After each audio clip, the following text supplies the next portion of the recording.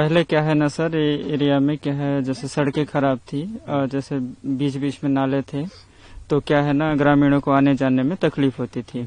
और क्षेत्र भी थोड़ा सा जंगली है, तो अकेले आने में दिक्कत होता था। अभी सरकार के द्वारा जो रोड बन गए हैं, जो ब्रिज बना है, उसके कारण क्या है आने जाने में बहुत मदद होता है।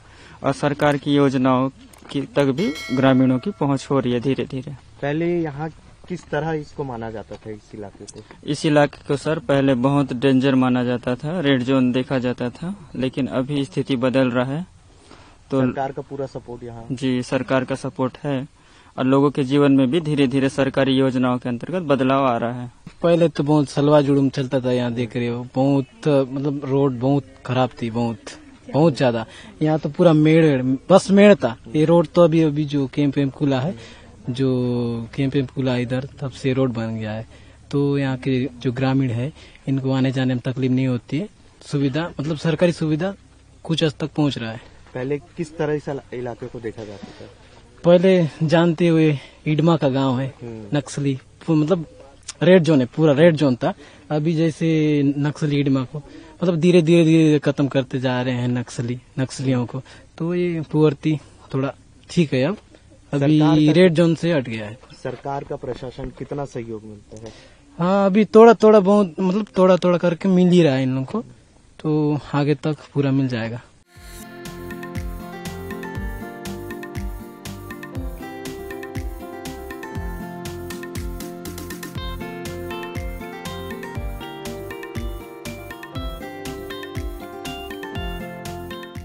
पहली ब्रिज के नाम से 3 ब्रिज भी बनाया गया, कितनी सुविधा लोगों तक? सिलगेर, पुअर्ती, जगरगुंडा,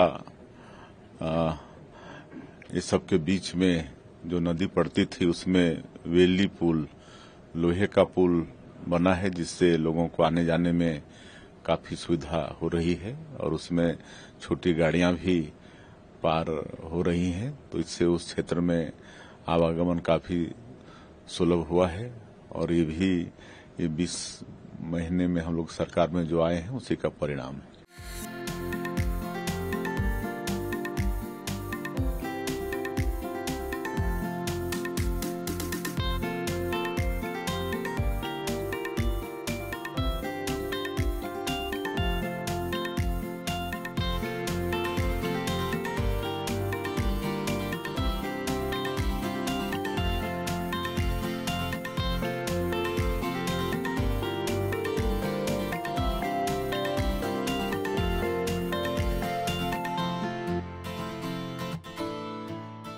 तीन ब्रिज बनाए गए हैं जो कि काफी सुविधाजनक है, लोगों को कनेक्ट कर रहे हैं। कितना फायदा सर इससे? माननीय केंद्रीय मंत्री जी के निर्देश के उपरांत जो बीआरओ है, उन्होंने भी इस क्षेत्र में अपना काम स्टार्ट कर दिया है।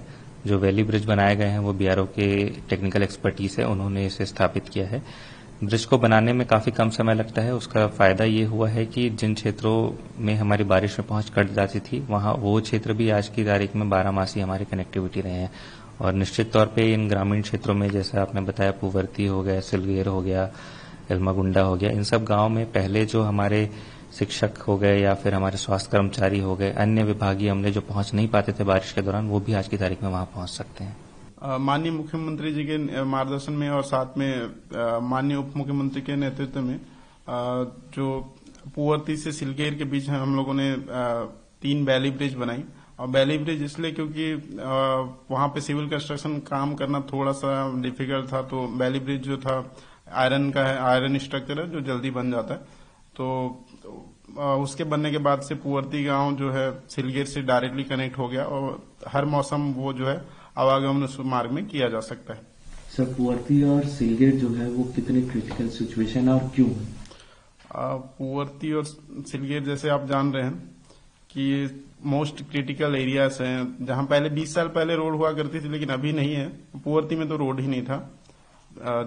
और सिलगेर जो है स्ट्रेटेजिकली बहुत अच्छा प्लेस है कि मतलब वहां से 3 जिला मुख्यालय जुड़ते हैं, बीजापुर, दंतेवाड़ा और साथ में सुकमा।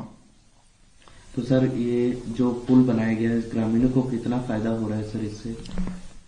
जैसे मैं आपको बता रहा था कि उस मार्ग में जो 3 नाले पड़ते हैं, तीनों में 3 वैली ब्रिज बनाया गया है और उस वैली ब्रिज के बनने से अब 12 सड़क सुविधा, आधुनिक सुविधा पूर्ववर्ती गांव वालों और साथ में नजदीकी गांव वालों को प्राप्त हो रही है।